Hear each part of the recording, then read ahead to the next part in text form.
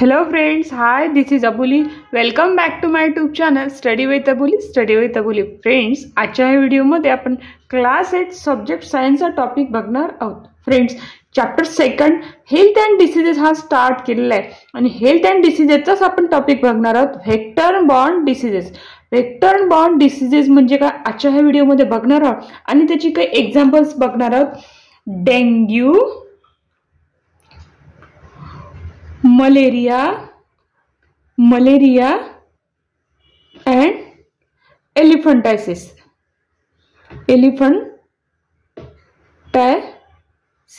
ही examples आजच्या व्हिडिओमध्ये आपण बघणार आहोत. तर फ्रेंड्स, व्हेक्टर बॉर्न डिसीजेस आणि त्याचे एक्झाम्पल काय आहे समजून घेण्यासाठी तुम्ही हा व्हिडिओ नक्की बघा टिल द एंड. तुम्हाला हा व्हिडिओ फार आवडेल. जर तुम्हाला काही अजून व्हिडिओ बघायचे असतील तर डिस्क्रिप्शन बॉक्समधील प्लेलिस्टला नक्की चेक करा.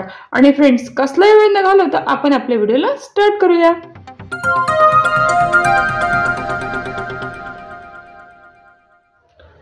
Vector born diseases. Vector born diseases. तर आपण व्हेक्टर बॉर्न डिसीजेस काय आता हे समजून घ्या. फर्स्टली आता व्हेक्टर बॉर्न डिसीजेस म्हणजे काय? एक प्रकारचं इलनेस. काय आहे? एक प्रकारची इलनेस किंवा त्याला आपण इन्फेक्शन सुद्धा म्हणू. काय म्हणू? इन्फेक्शन. आता हे इन्फेक्शन काय होते? ट्रान्समिट केले जाते. काय केले जाते? ट्रान्समिट केल्या जाते. हे इन्फेक्शन ट्रान्समिट केले जाते. तर हे ट्रान्समिट कुठे होतं?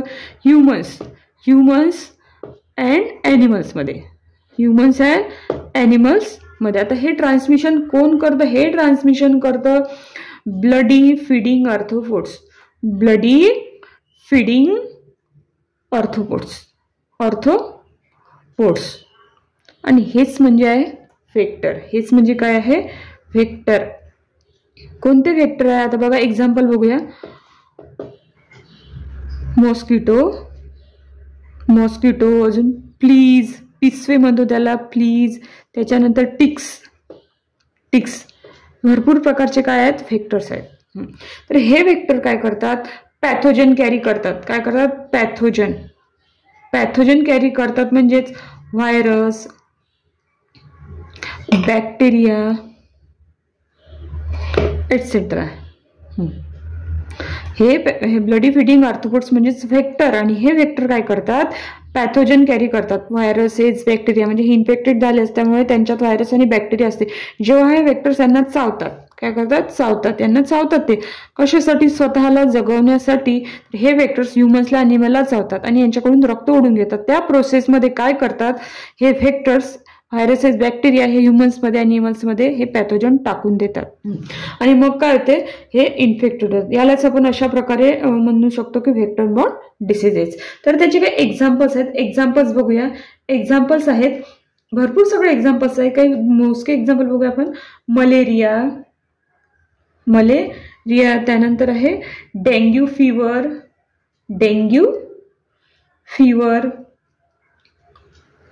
अजूनच झिका व्हायरस, नाईल व्हायरस. अशा प्रकारचे एक्झाम्पल्स आहेत. भरपूर सगळे एक्झाम्पल्स आहे. मी इथे तुम्हाला काही मोजके एक्झाम्पल लिहून दिलेले आहेत. आता हे जे आहे याचं इम्पॅक्ट काय होतं? ह्या व्हेक्टर बॉर्न डिसीजचा इम्पॅक्ट काय होतं हे आपण आता बघूया. याचा इम्पॅक्ट जो असतो तो असतो बघा माइल्ड इलनेस म्हणजे थोडा ताप येतो. माइल्ड इलनेस म्हणजे काय? थोडा ताप येतो आणि त्याचं काही वेळानंतर तीव्र अशा तापात म्हणजे तीव्र अशा आजारामध्ये काय होतं? रूपांतर होतं. आणि कधी कधी काय होतं? याच्यामुळे डेथ पण होऊ शकते. इव्हन डेथ म्हणजे माणूस दगावला सुद्धा जाऊ शकतो. ह्या व्हेक्टर बॉर्न डिसीजेसमुळे काय होते? कमी तापापासून त्याचं वाढते, त्याचं रूपांतर तीव्रमध्ये होते आणि कधी कधी त्याने माणूस दगावला सुद्धा जाऊ शकतो. तर बघा हे व्हेक्टर कुठे दिसतात हे बघूया आपण. त्यासाठी फर्स्टली इरेज करूया. बघा, वेअर्स आर व्हेक्टर्स फाउंड. आता व्हेक्टर्स कुठे दिसतात? व्हेक्टर्स फाउंड आता आपल्याला दिसतात कुठे? ह्युमन हॅबिटेशन म्हणजे जिथे मानवी वस्ती. हॅबिटेशन म्हणजे मानवी वस्ती. जिथे मानवाची वस्ती असते, वस्ती असते तिथे ओलावा असतो. तिथे काय असतात? ते व्हेक्टर जास्त असतात. कीटक. आणि ओपन वॉटरमध्ये हे फर्स्ट हे ओपन वॉटर, नदी नाल्यातलं पाणी असतं, कूलरमधलं पाणी, असे भरपूर सगळे एक्झाम्पल्स आहेत. आता ते कुठे असतात? आपल्या अराउंड होम म्हणजे आपल्या घराच्या सभोवताली सुद्धा असतात, जिथे ओलावा असतो तिथे. आणि अजून असं म्हणू की इनसाइड द होम सुद्धा असतात, म्हणजे घरात जर जिथे ओलावा असेल, कूलरचं पाणी वगैरे असेल, काही ओलाव्याची जिथे पाणी साचलं असेल त्या ठिकाणी सुद्धा हे वेक्टर्स फाउंड होतात. म्हणजेच काय, house hold material, house hold inside the home म्हणजे यामध्ये की हाऊस होल्ड म्हटल्यावर काही घरगुती जे साधनं असतात त्याच्यामध्ये पाणी साचलं असतात, ते हे व्हेक्टर आपल्याला दिसतात. आतापर्यंत आपण बघितलेलं आहे की व्हेक्टर बॉर्ड डिसीज काय, त्याचे एक्झाम्पल्स अनेक कुठे असतात हे सुद्धा आपण इथे बघितलेलं आहे.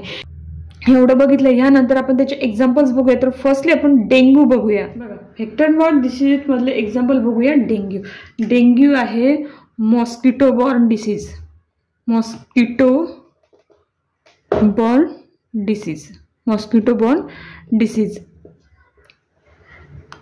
म्हणजे हा मॉस्किटो चावल्यामुळे डेंग्यू होतो. आणि हा जो आहे हा एक ब्रेकबोन फिवर आहे. काय आहे? ब्रेकबोन फिवर म्हणजे क्षीण करून टाकतो माणसाला. माणसाला काय करून टाकतो? क्षीण करून टाकतो. याला हे व्हायरल इन्फेक्शन म्हणतो. डेंग्यू म्हणजे एक viral infection. Dengue mosquito borne disease आहे, म्हणजे मच्छराच्या चावल्यामुळे तो ब्रेकबोन फिवर म्हणजे त्याने आपण क्षीण होऊन जातो, असा ताप येतो. एक व्हायरल इन्फेक्शन. आता हे मॉस्किटो काय करतात? मॉस्किटो म्हणजे मच्छर म्हणतो आपण त्याला, सगळ्यांना माहिती आहे तुम्हाला. मॉस्किटो काय करतात? वॉटरलॉक सरफेस म्हणजे जिथे पाणी साचलेलं असतं, वॉटरलॉक सरफेस म्हणजे पाणी साचलेलं असतं, अशा ठिकाणी काय करतात? ते लेज म्हणजे देणे, अंडे देणे. लेज काय करतात? अंडे देतात. लेज एग्ज म्हणजे अंडे देतात. आणि तिथे काय करतात? ते स्वतःचं पॉप्युलेशन जे आहे, स्वतःची संख्या अंडे देऊन ती काय करतात? वाढवतात. पॉप्युलेशन इन्क्रीज करते. अशा ठिकाणी ते अंडे देऊन पॉप्युलेशन इन्क्रीज करते. अशा प्रकारे काय तो मॉस्किटो पाण्याच्या ठिकाणी तयार होतो आणि तो इन्फेक्टेड होऊन दुसऱ्यांना डिसीज क्रिएट करतो. मॉस्किटोच्या डिफरंट स्पेसीज आहे. ह्या मॉस्किटो असतं ना, एकाच प्रकारचे मॉस्किटो नसते, याच्या डिफरंट सुद्धा स्पेसीज असतात. डिफरंट. आणि हे जे मॉस्किटो असतात ते कुठे असतात? अजून कुठल्या ठिकाणी असतात? ट्रॉपिकल रिजनमध्ये. ट्रॉपिकल अँड सबट्रॉपिकल रिजनमध्ये सुद्धा काय असतात? मॉस्किटो असतात. Subtropical region. आता तर हे जे आहे मॉस्किटो बॉर्न डिसीज आहे. तर कोणत्या मॉस्किटोमुळे डेंग्यू होतो? कोणत्या मॉस्किटोमुळे डेंग्यू होतो? तर मॉस्किटो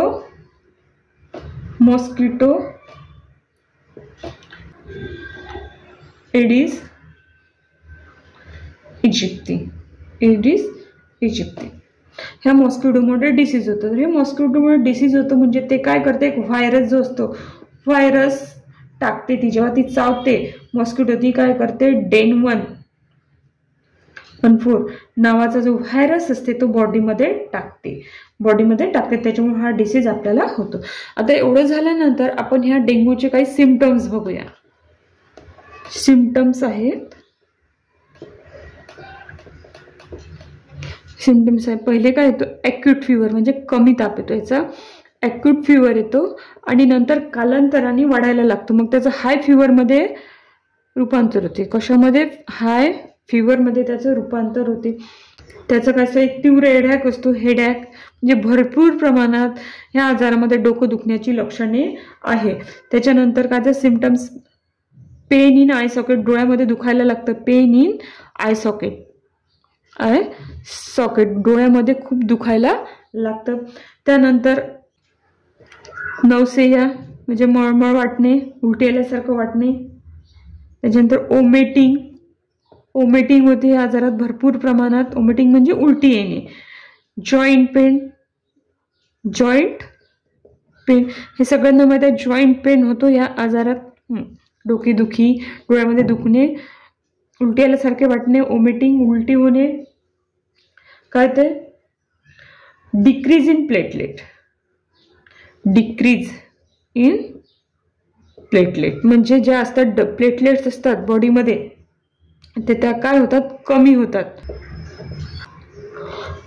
आणि कधी कधी इंटरनल ब्लिडिंग सुद्धा होण्याची कारणं जास्त आहे.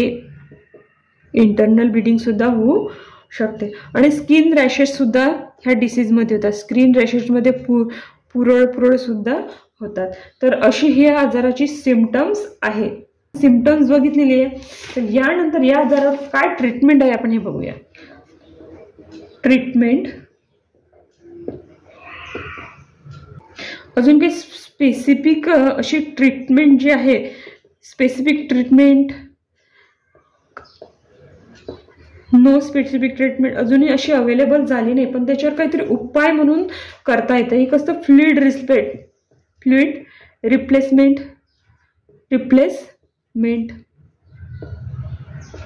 त्याच्यानंतर pain relief medication,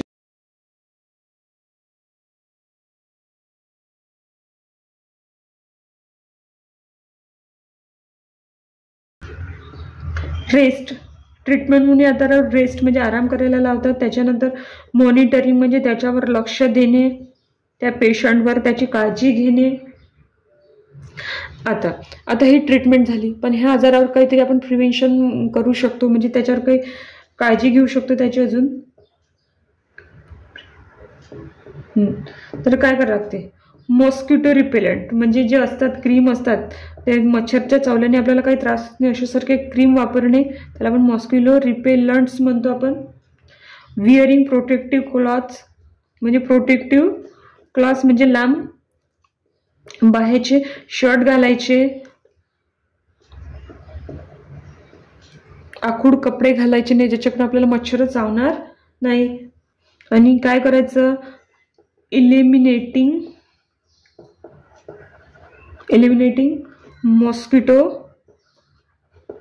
mosquito breeding site म्हणजे जिथे मच्छर जास्त राहतात अशा ठिकाणी जायचं नाही, किंवा तिथली ती मच्छर तयार होतात तर ते मच्छर तयार होऊ नये याच्यासाठी काहीतरी उपाय करणे. जास्त ओलावा न ठेवणे याची काळजी घेणे.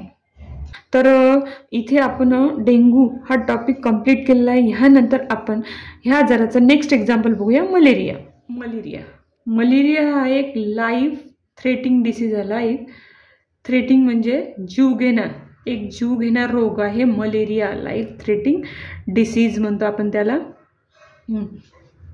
आणि हा सुद्धा मॉस्किटो बॉर्न डिसीज आहे. हा आहे मॉस्किटो बॉर्न डिसीज. आणि हा कशामुळे होतो, फिमेल मॉस्किटो. कशामुळे होतो हा मलेरिया, फिमेल मॉस्किटो. तर आता फिमेल मॉस्किटोचं नाव आहे ॲनोफिलस. काय आहे, ॲनोफिलस नावाची मॉस्किटो. तर ही चावल्यामुळे होते मलेरिया, म्हणजे ते काय करते, व्हायरसेस बॉडीमध्ये टाकते. तर ह्या आजाराचे आपण सिम्पटम्स बघूया.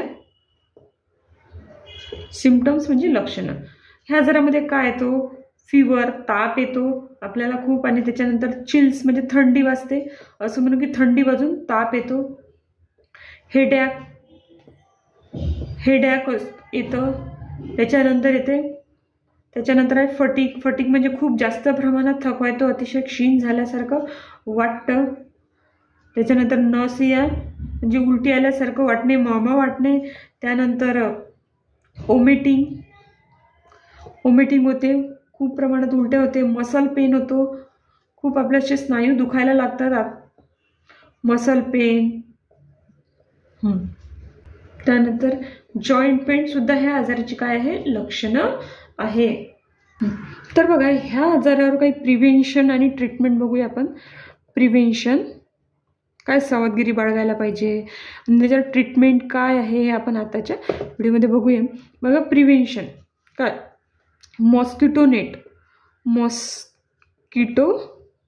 नेट वापरायला पाहिजे प्रत्येकाने, जेणेकरून मच्छर येणार नाही. काय, मॉस्किटो रिपेलंट सुद्धा आपण वापरायला पाहिजे, मॉस्किटो रिपेलंट्स. आणि ट्रीटमेंट म्हणून काय आहे, तर अँटी मलेरियल मेडिकेशन. काय याच्या औषधी असतात, त्या औषधी आपण घ्यायला पाहिजे, जेणेकरून हा मलेरिया आपल्याला जास्त त्रास देऊ शकणार नाही. आणि हा डिसीज सहसा पावसाळ्यामध्ये होतो, म्हणून स्वतःची खबरदारी जास्त घ्यायची, स्वतःची काळजी घ्यायची. बघा, व्हेक्टर बॉर्न डिसीजचा मलेरिया टॉपिक बघितलेला आहे. ह्यानंतर आपण बघूया एलिफंटायसिस. एलिफंटायसिस हा व्हेक्टर बॉर्न डिसीज आहे. हा होतो कशामुळे? पॅरासायटिक वॉन्ट्स म्हणजे परजीवी जंतूंमुळे होतो. तर हा होतो मॉस्किटो बॉर्न डिसीज. तर कोणती मॉस्किटो? एक फिमेल मॉस्किटो आहे, female mosquito Culex. Female mosquito आहे क्युलेक्स आणि हिच्यामुळे काय होतं? हा एलिफंटायसिस डिसीज होतो. आणि हे राहतं कुठे? ही female Culex dirty and sewage, खराब आणि सांडपाण्याच्या भागामध्ये काय राहते? ही फिमेल मॉस्किटो राहते आणि हिच्या चावण्यामुळे हा डिसीज होतो. ज्या भागावर ही चावेल त्या भागावर भरपूर प्रमाणात काय ते सूज येते. काय ते? सूज. ज्याही भागावर ही मॉस्किटो बाईट करेल, लेग्स वगैरे जो काय एक्सेट्रा अजून भागा होते त्या भागावर काय होते? भरपूर प्रमाणात स्वेलिंग येते. काय ते? स्वेलिंग. आणि हा भाग ओबडधोबड दिसायला लागतो, म्हणजे असं म्हणून भरपूर प्रमाणात बेकार दिसतो. तर आपण एवढं बघितलं. याच्यानंतर सिम्पटम्स बघायचे. या आजाराचे सिम्पटम्स काय आहेत बघा. पहिलं सिम्पटम्स आहे swelling. Several swelling of limbs, म्हणजे भरपूर प्रमाणात तीव्र अशी ऑर्गनवर सूज येते. काय ते? ऑर्गनवर काय ते सूज येते. ज्या ऑर्गनवरती चावेल त्या ऑर्गनवरती काय ते सूज येते. म्हणजे त्याच्यानंतर स्किन थिकेनिंग म्हणजे खूप अशी स्किन अशी जाडसर व्हायला लागते आणि ती स्केअरी म्हणजे अशी वेगळ्याच प्रकारची ती स्किन व्हायला लागते. स्केअरी स्ट्रक्चर असते त्याचं. डिसॅबिलिटी, फिजिकल डिसॅबिलिटी सुद्धा हे या डिसीजचं काय आहे? सिम्पटम आहे. कॉम्प्लिकेशन्स म्हणजे काय होतात त्याच्यामध्ये? आपण कॉम्प्लिकेशन सांगू की फिजिकल डिसॅबिलिटी जे आत्ताच आपण सिम्पटम्समध्ये बघितलं, परमनंट हा डिसीज क्युअर करता येत नाही, पण त्याच्यावर काहीतरी उपाय करू शकतो. फिजिकल डिसेबिलिटी म्हणजे हातपायाचं जे टेक्स्चर आहे ते चेंज होते. काय ते टेक्स्चर? याचे कॉम्प्लिकेशन्स म्हणजे मेंटल हेल्थवर सुद्धा काय होते? ह्या डिसीजचा काय ते खूप भरपूर मोठ्या प्रमाणात परिणाम होतो. मेंटल हेल्थ इश्यू सुद्धा होतात. तर याच्यावर आपण याचे सिम्पटम्स बघितले. याचे प्रिव्हेन्शन आणि ट्रीटमेंट काय हे बघूया. बघा, प्रिव्हेन्शन म्हणजे काय? तर पर्सनल प्रोटेक्टिव्ह क्लॉथ्स म्हणजे लॉंग स्लीव्ज असतात त्या घालायच्या. प्रोटेक्शन, स्वतःला प्रोटेक्शन द्यायचं. नेट वापरायची आणि त्याच्यानंतर व्हेक्टर कंट्रोल काहीतरी असतात, इन्सेक्टिसाइड स्प्रे वापरायचे. म्हणजे काय तर व्हेक्टर कंट्रोल वापरायचं. व्हेक्टरवर कंट्रोल म्हणजे मॉस्किटो कमी होईल याची काळजी घ्यायची. म्हणजे काय करायचं? इन्सेक्टिसाइड्स असतात जे फवारणी असतात ती काय करायची? फवारणी करायची. त्याच्यामुळे काय होतं? ह्या फवारणीमुळे तर हे व्हेक्टरवर आपण कंट्रोल ठेवू शकतो. त्याच्यानंतरची ट्रीटमेंट काय? सर्जरी करायची. काय करायची? सर्जरी. ज्याच्यामुळे काय होते? जे आपले जे काय ते जे डॅमेज टिश्यू असतात सर्जरीमुळे तर डॅमेज टिश्यू रिपेअर होण्यास काय होते? हेल्प होते. डॅमेज टिश्यू जे असतात ते रिपेअर होण्यास काय होते? हेल्प होते. ट्रीटमेंट म्हणजे सर्जरी. सर्जरीमुळे डॅमेज टिश्यू रिपेअर होण्यास हेल्प होते. काही मेडिकेशन सुद्धा असतात, औषधी ट्रीटमेंट म्हणून या आजारावर औषधी सुद्धा असतात. त्याच्यामुळे याचा जो दाह असतो तो आपल्याला कमी होतो. याच्यात म्हणजे ह्या आजारावरचा जो दाह आहे तो आपण कमी करू शकतो. बघा, इथे एलिफंटायसिसचं एक्झाम्पल आपण कंप्लीट केलेलं आहे. आजच्या व्हिडिओमध्ये आपण बघितलेलं होतं व्हेक्टर बॉर्न डिसीजेस आणि त्याचे 3 एक्झाम्पल्स, डेंग्यू, मलेरिया अँड एलिफंटायसिस. तर फ्रेंड्स, इथे आजच्या व्हिडिओचा टॉपिक कंप्लीट झालेला आहे. ह्या व्हिडिओवर मला नक्की कमेंट्स करत राहा आणि हा व्हिडिओ तुम्हाला कसा वाटतो, आवडला किंवा नाही आवडला, जरी तुम्हाला याच्यातलं काही समजलं नाही तरी तुम्ही त्याबद्दल नक्की आवर्जून कमेंट करा. तुमच्या कमेंटवरून माझ्या लक्षात येतं की तुम्हाला काय हवे ते. तर नक्की कमेंट्स करा. तुमच्या कमेंट्स ह्या चॅनलला खूप मोटिवेशन देतात. तर जर तुम्हाला असे व्हिडिओ हवे असतील तर नक्की या चॅनलला सबस्क्राईब करून बेल आयकॉनला प्रेस करा. आवडलं तर लाईक शेअर करायला विसरू नका. Thank you for watching this video. Take care and good bye.